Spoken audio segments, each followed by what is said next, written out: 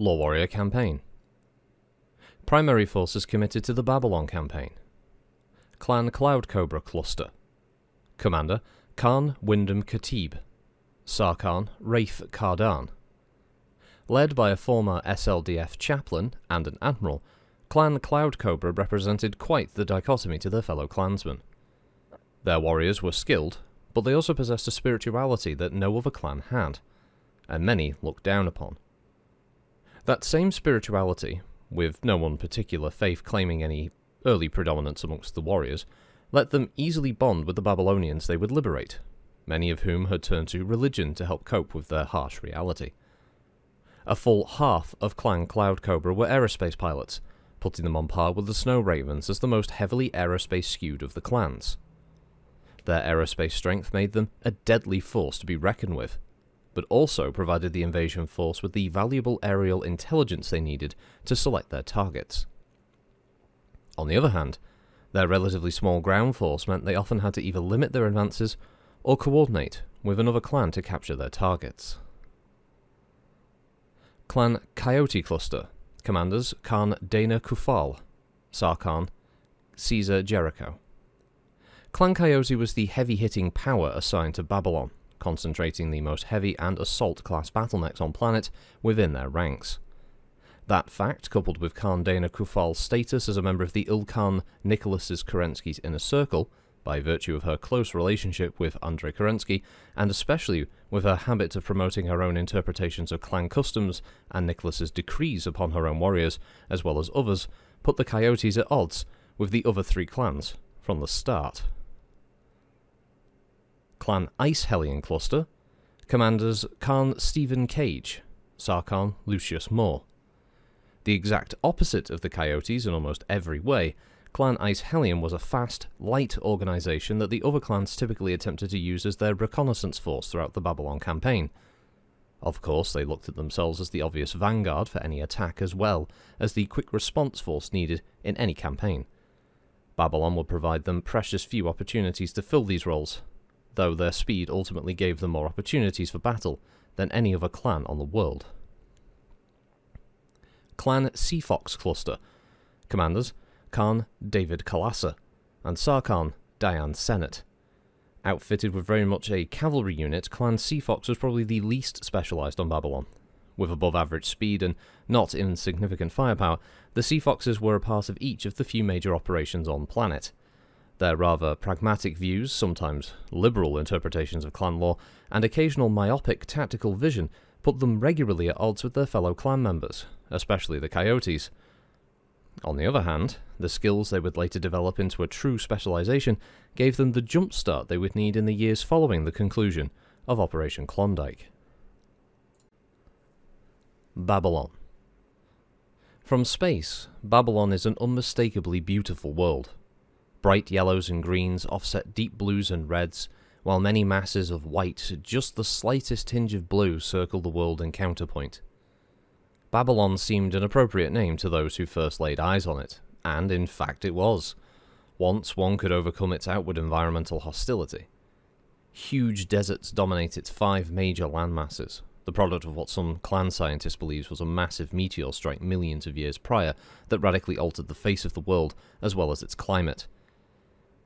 While only a theory, it was one lent credence by encounters once every 37 years when Babylon's orbital path intersected with that of the Boone Shadow asteroid cloud.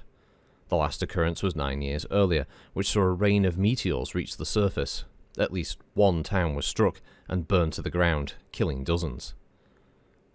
When the Exodus fleet first began settling the planet, their settlements naturally sprung up in the green areas, the verdant plains, fertile mountain valleys, and the river deltas.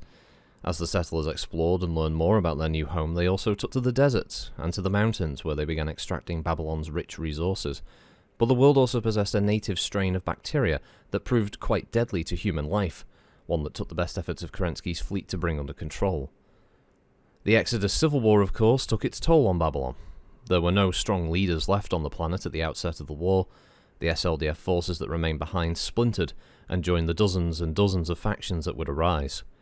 Scattered across the planet, these tiny factions never had the chance to ally with other like-minded groups, and instead battled with their neighbours. The war killed hundreds of thousands, but so did the environment.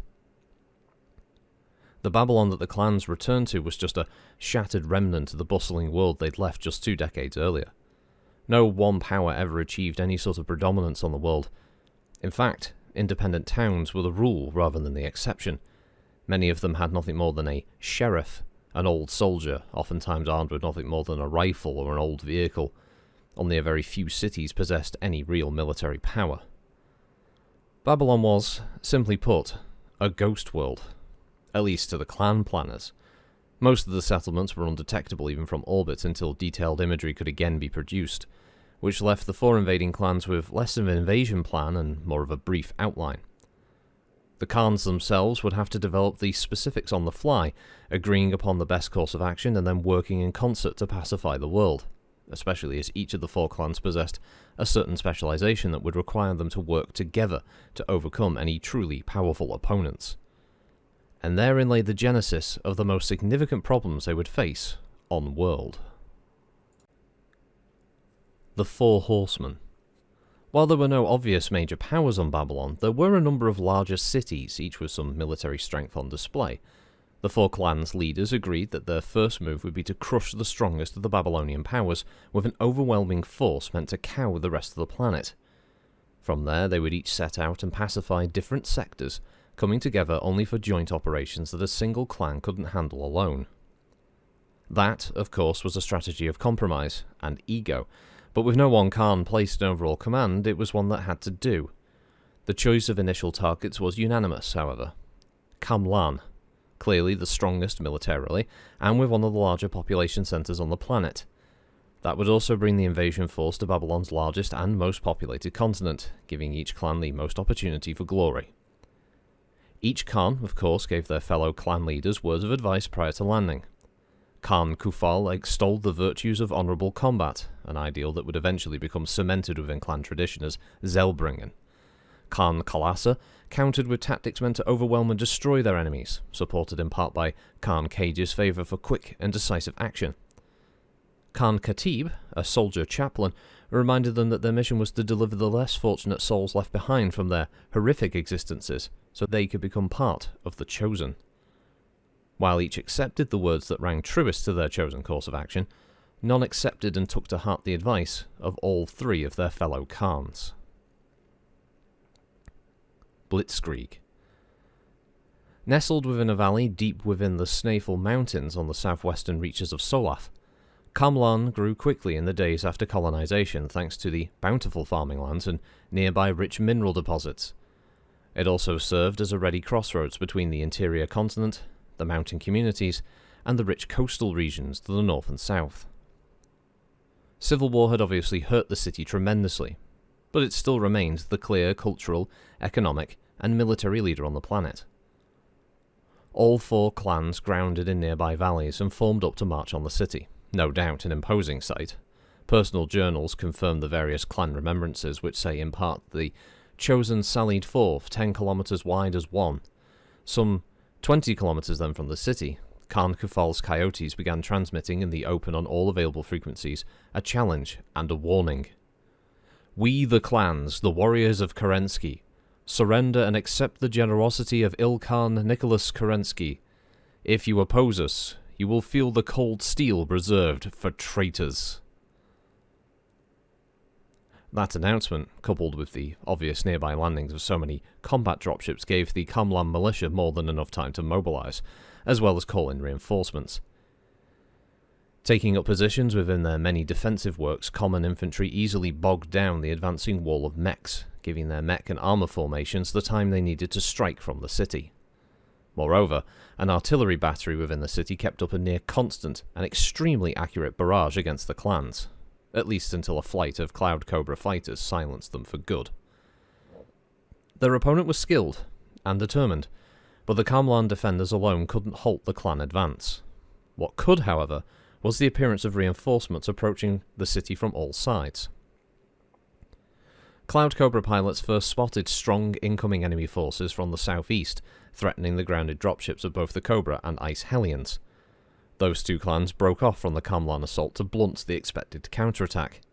with the Cobra fighters making strafing runs after passes until the quicker Hellion ground forces could meet the enemy, while the Cobra mechs rushed into a supporting position. The Coyotes and Sea Foxes remained entrenched in the fight within Kamlan, having now broken through the defensive lines and continuously pushing Kamlan's militia back. But Babylonian reinforcements arrived from the west and the north as well, threatening to outflank the clan force. Only Star Colonel Karen Nagasawa and her fighters were in position to react. Both stars of Sea Fox fighters had remained largely out of the battle, making the occasional precision strike against rebel strongpoints, to keep the collateral damage to a minimum. Immediately sensing the danger that her fellow clansmen were now in, she ordered her fighters to strike indiscriminately, using bombs and guns to destroy the advancing reinforcements. From her vantage point, she could also see the weaknesses within the rebel lines, so Nagasawa ordered every clansman on the ground to strike these weak points. Nagasawa's presumption offended Coyote Khan Kufal, as did the Sea Fox's dishonourable tactics of mass fire. Kufal ordered her clan to stand down. They stopped their advance, and formed a defensive perimeter on a hill that gave them a wide view of the city, now known as Kufal's Promenade. They only returned fire if attacked, and that left the Sea Foxes to take Kamlan alone, to atone for their unclan-like behaviour. Aided only by their fighters, which were now running low on fuel, they were joined by those few that the Cloud Cobras could eventually second to them. Only half of the Cobra fighters' force was present on world, and they too were running low on fuel. Khan's Kalasa and Senate, each leading a rapidly thinning trinary, pushed hard against the Kamlan defenders. Kalasa's trinary played the part of hunter-killer, pushing enemy groups into Senate's hammer, or when possible, into the Coyotes. Kalasa led charge after charge up Temple Hill, where he and two other mech warriors destroyed 11 mechs and tanks, and onto a hill dominated by a walled complex, where his flashman was obliterated by enemy fire. The hill is now known as David's Point. Star Captain Sora Rodriguez continued in Kalasa's place until her own mech was now downed. After she organised and led a group of Sea Foxes on foot to destroy 11 more rebel positions over the next 4 hours. The battle for Kamlan raged for 9 hours in total, with the Sea Foxes fighting all but alone for 5 of them. Nagasawa led her fighters in 4 combat sorties that day, damaging or destroying 67 mechs or tanks and laying waste to wide areas of the city, but the Sea Foxes had won the day, at the cost of some half of their mechs, 2 fighters, and 7 total warriors killed, including Khan David Kalasa. Likewise, the Cloud Cobras and Ice Hellions destroyed a total of 13 companies of relief forces. The scene was set for the rest of the Babylon campaign. Clan Sea Fox would blame all 3 fellow clans for abandoning them, and for securing huge portions of Kamlan they didn't pay for in blood. But the Sea Foxes would especially direct their hatred toward the Coyotes. The Coyotes, for their part, would continue to claim moral superiority but receive little direct aid from any of their compatriots. On the other hand, the Cloud Cobras and Ice Hellions forged a respect that would continue to serve both throughout the Babylon operation. No remorse. Stung by the losses incurred at Kamlan and enraged by the treachery of the other clans, both actual and perceived, the Sea Foxes set out on their own. With the need for vengeance in their hearts, they attacked settlement after settlement, giving each one a chance to surrender before attacking, and never letting up until every armed opponent was neutralized, preferably dead. Their brutality extended far beyond just their combat operations, however. They punished resistance, armed or otherwise, among the nominally civilian population severely. Military and civilian leaders, even suspected of resisting Kerensky's mandate, were executed, and even otherwise peaceful demonstrations were put down with deadly force. On the other hand, they were also quick to provide food and medical care to those that would accept them. The Sea Foxes developed a reputation that travelled far ahead of their advance, prompting many potential opponents to simply drop their arms or drive what few garrisoning forces they had out of the settlement. The Foxes sped through the south and west Snaefell mountain valleys in this way, and onto the coastal plains over the course of just 2 weeks before leaving Solaf completely and jumping over to Valence to the west. Another continent dominated here by deserts, intelligence showed only relatively few pockets of humanity, and no reason for any outside clan assistance. The plan of battle was little different from that on Solaf. The Foxes identified and targeted the strongest power for destruction, the Sumral Carter, They'd brought almost a dozen different settlements and collectives under their banner over the past 2 decades, and in fact, possessed the 3rd largest military force on planet. Khan's Senate landed her clan literally on top of the town of Logan, seizing it and its airfield for their base of operations. For the next 5 weeks, Star Colonel Nagasawa and her fighters pounded every military formation and building that even remotely resembled a hangar or armory in the Sumra al-Kharta, as well as many that were obvious civilian structures. On the 3rd week, Senate arrayed her mech warriors on the edge of the capital of Sumra, where they fought back 2 determined attacks. The first floundered and was cut down just outside the city. The second, led by one-time street criminal Genek Tau, held off Nagasawa's fighters for around 30 minutes before advancing under fire from Senate's mechs, coming to within 100 meters of their lines, before falling. That advance deeply wounded Sumra, but it took a final week of aerial bombardment to break its back. The city fell after 33 days of siege. The rest of the Kharta lasted just a week longer. That level of unabashed and total warfare typified the remainder of the Sea Fox's campaign on Babylon. Deadly, destructive, and leaving in its wake a civilian population that had little independent spirit remaining. Seek and Destroy. While Clan Sea Fox embarked on an independent slash and burn campaign, the remaining 3 clans took a different approach. Clan Coyote, convinced of the rightness of their position, but unable to convince their fellow clans to campaign alongside them, pursued a solo battle plan out of necessity. They advanced to the north, slowly making their way through the Snæfell Mountains and the scores of communities hidden within them. Clans Cloud Cobra and Ice Hellion, however, continued their partnership as they focused their energies on the remainder of Solath. After securing the remainder of the local Snæfell ranges, they targeted cities of Hope, located on the eastern shores of Solath. It was the hub among a particularly fertile region tucked between the mountains and the Shoshai Seas, as well as a one-time major port for both sea and space trade. Against the 2 clans, Hope posed little threat, its combined militia standing up against the elite warriors for just 11 minutes. Using Hope as a base of operations, both the Cobras and Hellions spread out to bring the coastline and close-in waterways under control. They encountered only light resistance, but took their time consolidating their control over the region, while the Cobra fighters, assisted by the Hellion single-star of fighters, crisscrossed the continent, mapping out the lay of the land, and where they could, destroying any rebel patrols. With Cobra Sarkhan Kardan now on world, along with 2 stars, he led while taking control of the system's naval cache, his pilots quickly identified and assessed the rebel strongholds, a process aided by the Second Coming, now in orbit. New Drontain, a city some 300 kilometers away along the Kura River, was the clear center of rebel military activity on this side of the continent. Even though they tried to conceal their movements under the cover of night and through bad weather, the 2 clans struck in the dead of night, Kardan's fighters joining the fray only after the rebel mechs and vehicles came out of hiding to confront the clan troops, who made short work of the mere 4 companies of rebel defenders. That morning, the Hellion ground forces began searching the surrounding countryside for the rebels, while Kardan's fighters returned to their patrol and reconnaissance routes. The rest of the Cloud Cobra ground forces remained within the city, repairing, rearming, and consolidating their hold over the residents. 2 hours after the Hellions' departure, the rebels attacked. 3 competing rebel leaders, Marshal Vence Membrook, Colonel Astrid Hong, and General Nicholas Watson, temporarily allied to put down the clan invaders, setting a trap for the so-called warriors of Kerensky. They'd massed near the city, hiding within New Drontain's sewer system and underground reservoir, leaving only a relatively small force in the city proper.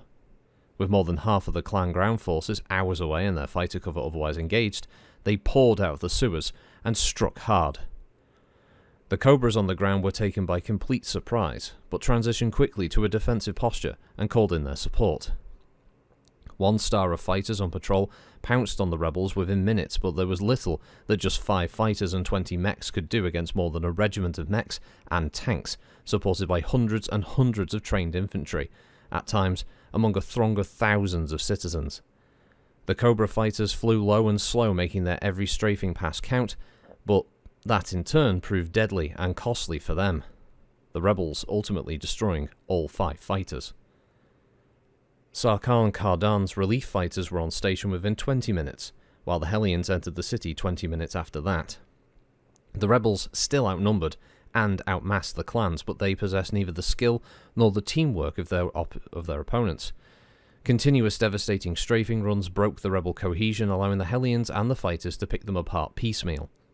Colonel Houng's mechs went down first, surrounded and crushed by the Hellions before they knew what was going on. Watson's troop attempted to flee the city, only to be likewise cut off by a rapid Hellion shift, and then cut apart by the Cobra fighters and surviving mechs. That left Membek's forces, which fell back in waves to the sewers. They escaped the city, but with less than a third of their original force. The Cobras were in little better shape. Half of their machines were severely damaged or destroyed, and a quarter of their warriors dead. Marshal Membek retreated through Hendré, Goshen, Bougainville, and Ronik, each time adding troops to his complement before giving ground to the advancing clans. He finally stopped in New Athens, having retreated some 400 kilometers. There, he and his troops fought a rabid defense as Khan's Khatib and Cage led their clans through layer after layer of rebel position. 3 hilltop rebel firebases, one commanded by Membek himself, rained down fire on the advancing clans until they dropped a star of mechs on each. Hellion Star Captain Abel Clean led the strike on Membek's firebase, putting an end to the author of the costly rebel defensive campaign, and all but ending resistance. The rebels fell apart without Membek to guide them. The Babylonian continent of Valence was completely in clan hands within 13 weeks, and within 17, Solaf was conquered. That left 3 remaining major landmasses to deal with. No quarter. The Coyotes and the allied Cobras and Hellions each turned to a different continent once their portions of the Solaf campaign were done. There were apparently no more major threats on the planet, but there were a number of concentrated enclaves that they would still have to contend with. Moreover, losses sustained in combat were beginning to take their toll upon the clans, especially the Cloud Cobras and Sea Foxes, each of which had now sustained heavy damage in battle.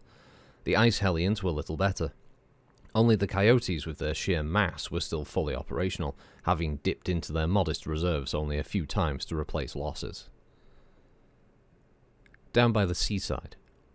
The Cobra Hellion coalition, having brought the eastern reaches of Solaf under their control, turned their attention toward Courson across the Shoshai Seas, including the Shoshai Islands. Located in the relatively narrow few hundred kilometers of sea between the two continents, these volcanic islands were rich with mineral resources and unmatched fishing havens. Thousands called them home, and they traded heavily with people on both continents, giving the clans an outstanding opportunity to collect intelligence before moving on to Courson. 16 major and hundreds of minor islands populate the Shoshai Seas, but only a few were home to any real settlement. 5 islands fell on the first day, and 5 more every 4 days or 3 weeks until they jumped across to Courson. 2 weeks into their advance there, the Shoshai Islands exploded, quite literally. The volcanoes on Londra and Luhaven had been erupting on and off for more than 3 years, a portent that no one recognized beforehand. 3 eruptions and a series of small tremors preceded a massive earthquake that destroyed settlements on the islands in a 200-kilometer radius of the 2 islands and sent tsunamis up and down the Shoshai shorelines. Khan Wyndham Khatib immediately ordered his clans to assist with search and rescue and the disaster relief operations that followed. His mechs dug their way through rubble on dozens of islands, while his dropships transported victims out of the disaster area and medical teams tended to the wounded. Hope, itself damaged in the disaster, became the epicenter for the relief effort, while the worst medical cases were transported to the Second Coming for treatment. Khatib's undertaking saved tens of thousands and won Cloud Cobra the loyalty of many affected by the disaster. Ice Hellion, too, lent logistical support to the relief effort, but continued the battle on Courson, with assistance from Kardan's fighters. Both clans continued the battle in their own ways, throughout the rest of 28-21, bringing the Shoshai coastline under the Kerenski's aegis. Only 2 more groups posed any potential threat to the clans on Courson, the city of Greylan and the Oppenreich. Greylan, possessing few combat-ready forces but positioned in an easily defensible location, occupied the strategically critical straits that guarded both the largest series of waterways on the continent but also the largest inland source of fresh water. Against the 2 clans and their powerful fighter stars, Greylan's defenders suffered through just 6 days of unrelenting aerial assault before signalling their surrender. The Oppenreich presented a much greater challenge. situated within the Oppermons, the tiny nation possessed a significant military and benefited from the challenges of the terrain. Steep mountain walls and deep canyons combined with regular storms, dropping meters of snow at a time in some areas, and near constant overcast conditions, placing much of the mountains squarely within cloud cover, offset the clan's aerospace superiority. The two clans set out on a conventional campaign, led by Khan Cage, but Sarkhan Kardan still had a few tricks up his sleeve. Pulling half of his pilots out of their cockpits, he assigned them on a rotating basis as battlefield liaisons, calling down precise strikes and designating enemy targets for smart bomb attacks. With the eyes and ears of their comrades on the ground, the Cobra pilots were able to hit targets they never would have seen in terrain that they couldn't have flown through. Even still, the Oppenreich campaign bogged down in weather and regular avalanches triggered by the clan battles. Every single clan mech in the mountains suffered some snow-related damage, especially the Hellions, who were the vanguard. Twice, Oppenreich defenders brought down massive avalanches to destroy Kerensky warriors, but they only prolonged the inevitable.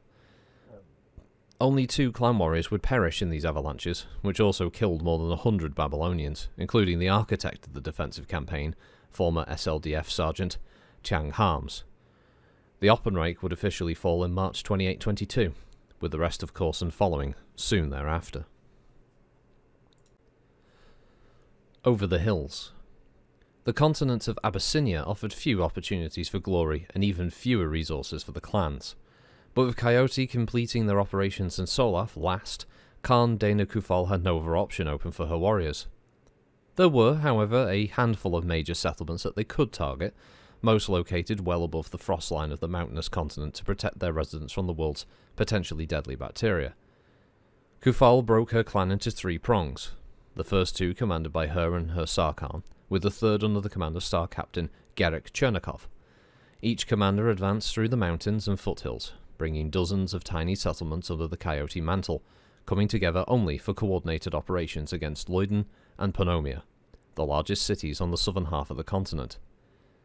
Against the former, Sarkhan Jericho led 23 warriors in battle, eliminating almost twice their number.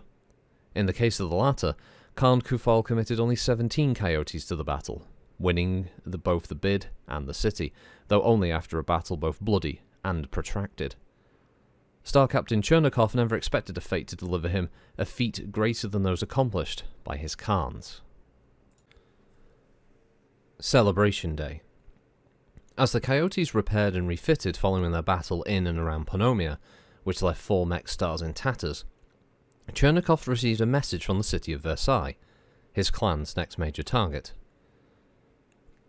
That his warriors had received a message, of course, wasn't unusual. In fact, the Coyotes had received many requests for negotiation and pleas for mercy in their time on Babylon. What was unusual was the city's representatives asked to meet specifically with Chernikov. Intrigued, but also expecting the worst, the Coyote Star Captain journeyed to the city with his binary, to hear what these negotiators had to say. When he reached Versailles, Chernikov was simply amazed by what he saw. His brother, Richard. The two had last seen each other 2 decades earlier, but whereas Garrick had joined Nicholas Kerensky on the Second Exodus, Richard remained behind. Coyote sources imply that he had simply missed the dropship, though there are enough reported instances of him disagreeing with key clan ideals that some historians believe he chose to ignore Kerensky's many calls to scientists, like himself, to leave the Pentagon. As the Pentagon Civil War heated up, Richard Chernikov and many of his researcher and academic cohorts formed a pacifistic enclave in Versailles, tucked away high and deep within the mountains on Abyssinia, where they escaped the majority of the destruction and chaos that gripped Babylon. Eventually, they recruited a small cadre of troops to defend the city against raiders and would-be conquerors. The 2 brothers talked for the rest of the day, and for the entirety of the next, and at the beginning of the 3rd day, Star Captain Chernikov dispatched a simple message to his Khan. I bid 1 warrior, unaugmented with battle mech or other machine, to secure the city of Versailles. A day later he invited Khans Kufal and Jericho to tour the city, the last bastion for science and medicine, if not high-tech industry, on the planet. In the end, Valence, with its relatively small but dispersed population, cost Clan Seafox far more in frustration and lost time than it did actual casualties or damaged materiel. but it did give them the opportunity to lick their wounds and to refine their tactics. This prepared them for the final leg of the campaign, Calandra. At first glance, Calandra was little more than a barren wasteland, ravaged regularly by sandstorms hundreds of kilometres in diameter, and baked by scorching temperatures throughout the year, and further, whipped by additional seasonal storms come spring and fall in the equatorial continent. Even the mountainous regions offered little protection from these elements. Dry air coming off of Abyssinia, and with little opportunity to pick up any significant moisture over the Mara-Calandra Straits between the two continents, created an arid wind tunnel through the boundary mountains. Only the chilled systems coming from the northwest bring any true precipitation to the continent, most falling as snow within the northern ranges.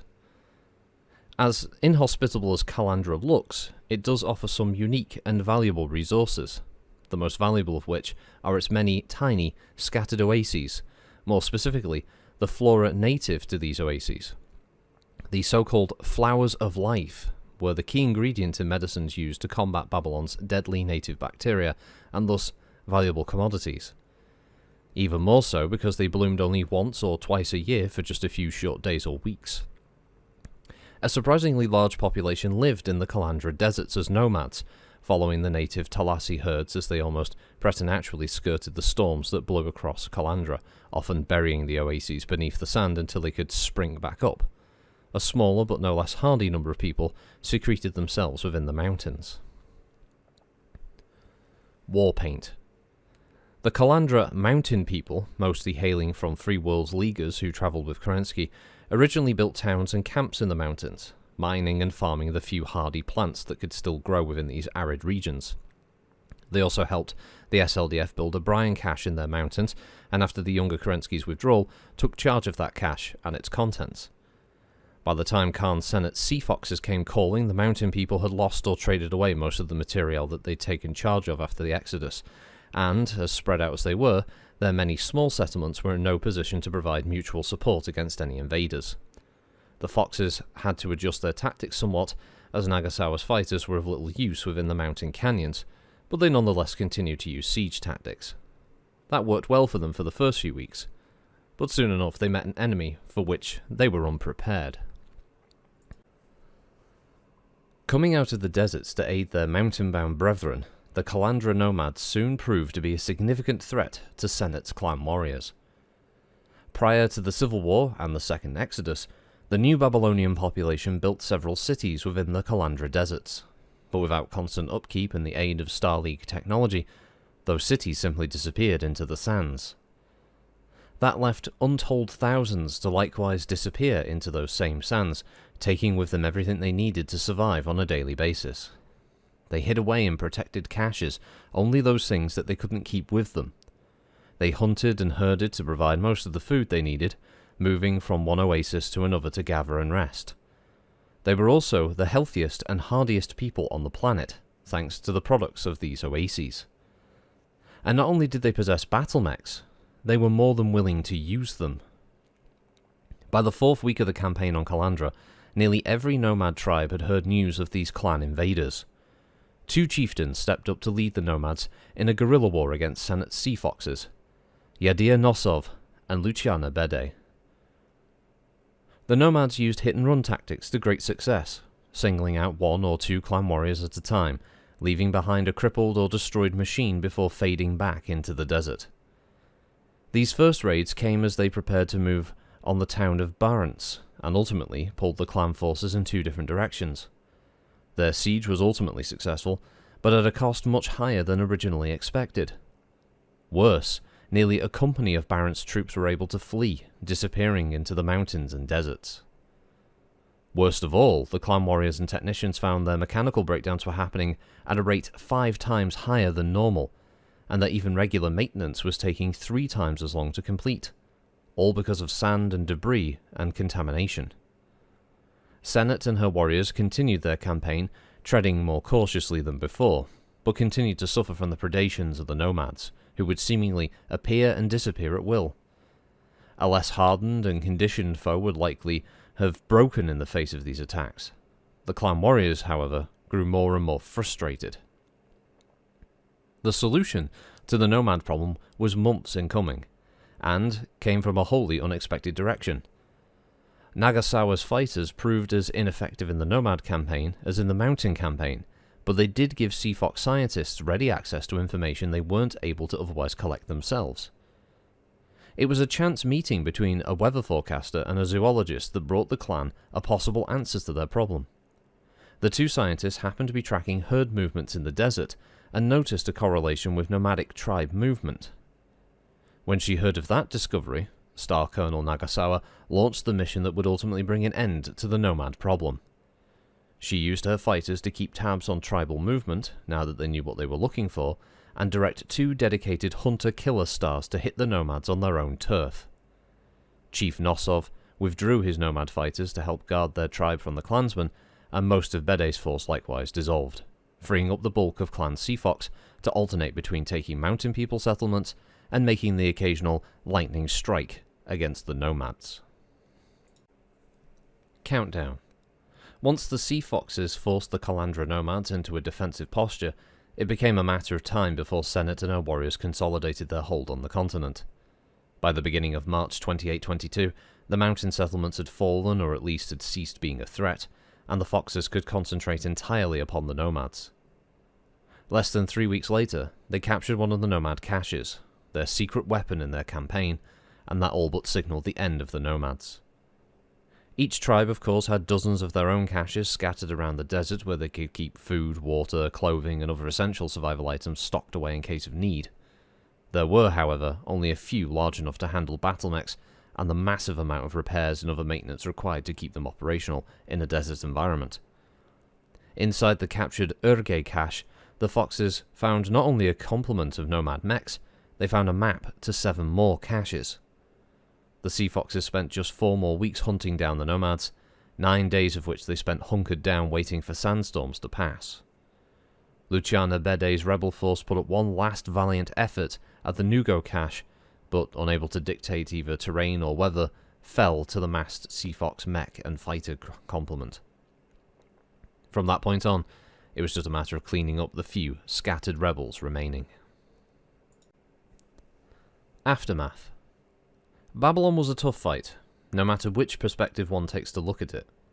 Every one of the clans felt the cold and bitter sting of battle, and at one point or another had to fight campaigns they were wholly unprepared for.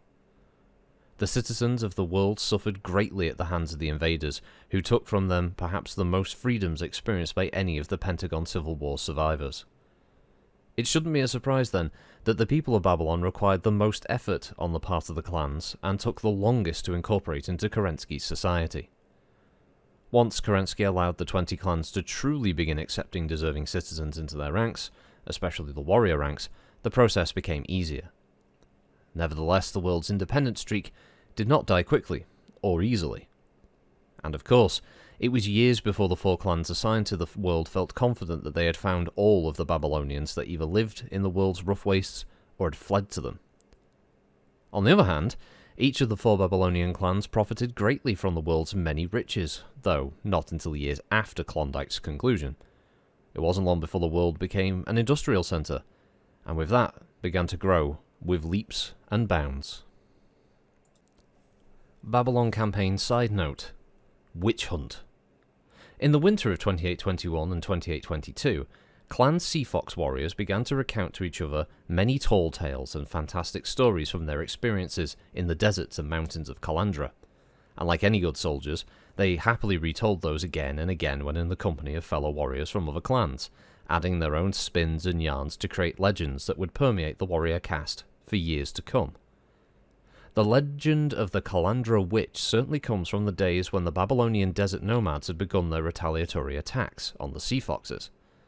As the story goes, Khan Karen Nagasawa was preparing her troops for an attack upon a mountain city when she saw a figure in the distance. The dancing nomadic witch. She was replete with ceremonial desert garb, mystic jewellery made from animal and human bones, was shaking a staff capped by a skull, and clearly bringing a hex of sorts upon the Sea Foxes.